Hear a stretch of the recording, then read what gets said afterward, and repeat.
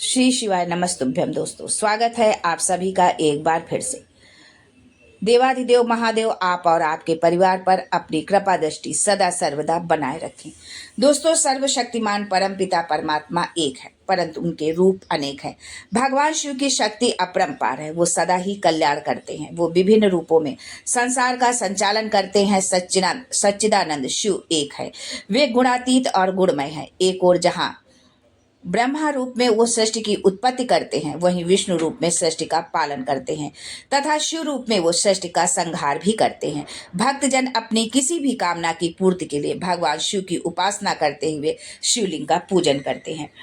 दोस्तों, आज के वीडियो में हम जानते हैं कि सावन के सोमवार के व्रत में हमें वो कौन से काम है जो हमें नहीं करने चाहिए, हमें क्या खाना चाहिए और क्या नहीं खाना चाहिए।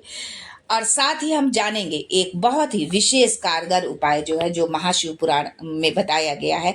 उस उपाय को जानेंगे। उस उपाय को करने से यदि आप उस उपाय को पूरी श्रद्धा, आस्था और विश्वास के साथ में आप करते हैं तो 2 से 3 महीने के अंदर आप जिस कामना के लिए उस उपाय को करते हैं वो आपकी कामना अवश्य पूरी होगी।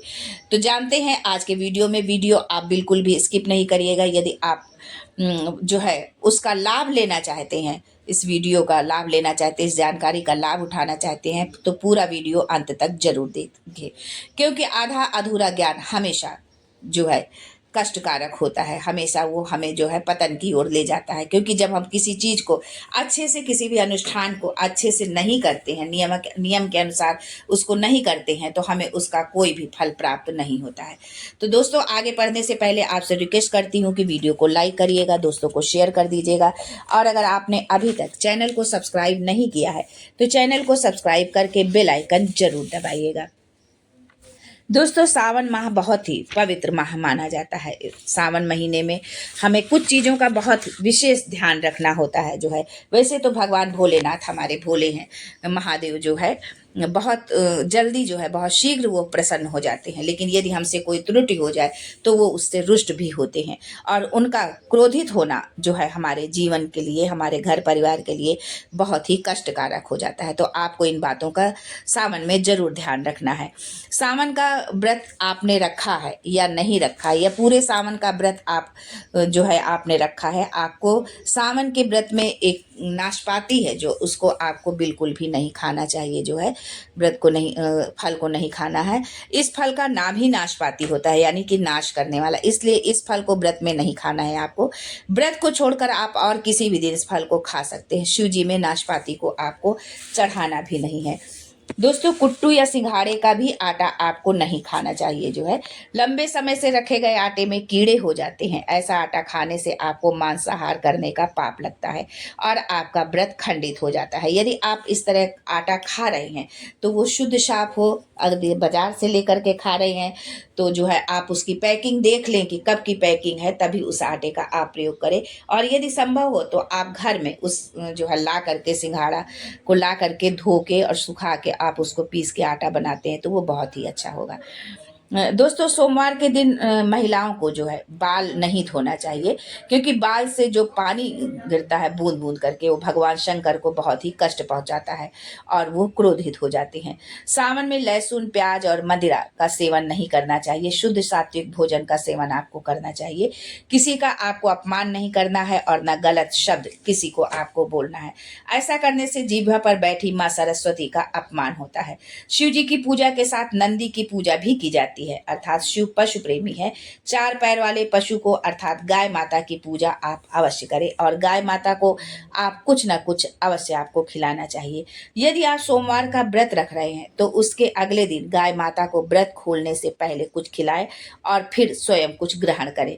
ऐसा करने से आपका व्रत पूर्ण माना जाएगा। इस दिन बैल के साथ अनुचित व्यवहार न करें, अर्थात उसे मारे पीटे नहीं। ऐसा करने से भगवान भोलेनाथ क्रोधित हो जाते हैं। दोस्तों, कुछ चीज़ें ऐसी हैं कि जिन्हें हमें भूल कर भी नहीं करना है, तो इन चीज़ों को आपको ध्यान रखना है।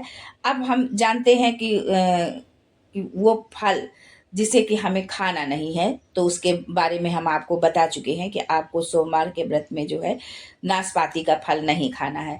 शास्त्रों में कहा गया है कि व्रतधारी को जो है उधार लेकर मांग कर जो है नहीं खाना चाहिए। उधार लेकर खाने से व्रत टूट जाता है, व्रत आपका खंडित हो जाता है, व्रत आपका झूठा हो जाता है। जब आप व्रत रखते हैं तो आप ईश्वर की शरण में होते हैं, इसलिए व्रत में आपको कभी भी असत्य नहीं बोलना चाहिए, झूठ नहीं बोलना चाहिए, चुगली आदि नहीं करना चाहिए। ऐसा करने से पाप लगता है और आपकी पवित्रता भी भंग होती है। जो है आपको लहसुन, प्याज, मांस, मदिरा का सेवन नहीं करना है। जो है तो इन चीज़ों को करने से आप बचे जो है। और यदि आपने व्रत रखा हुआ है तो या नहीं तो ब्रह्मचर्य का पालन आप जरूर करें। जो है दोस्तों, आज उस खास उपाय के बारे में अब आपको बताते हैं, जो खास उपाय जो है हमारे गुरुदेव प्रदीप मिश्रा जी ने अपनी कथा में बताया है।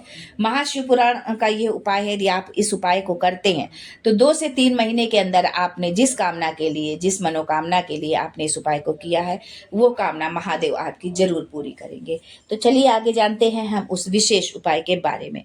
दोस्तों, आपके घर में जो भी गमला हो, क्यारी हो, जिस भी पौधे का हो, उसी गमले की मिट्टी से भगवान भोलेनाथ को लिंग की आकृति दे। जरूरी नहीं कि आप जलहरी बनाएं, केवल लिंग की आकृति बनाकर उस पर जलाभिषेक करें। सफेद चंदन से त्रिपुंड बनाएं, फूल बेलपत्र चढ़ाएं और सफेद रंग का भोग अर्पित करें।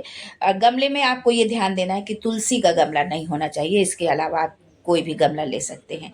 भगवान भोलेनाथ से अपनी मनोकामना कहें, जो भी आपकी इच्छा हो। फिर 15 से 20 मिनट के बाद आप उस शिवलिंग को उसी गमले की मिट्टी में दबा दें। 2 महीने तब पूरे होंगे, 3 महीने तब पूरे होंगे जब आपकी मनोकामना पूरी हो जाएगी। तो आज के लिए बस इतना ही। फिर मिलते हैं एक नई जानकारी के साथ। तब तक के लिए हर हर Mahadev and thanks for watching my video.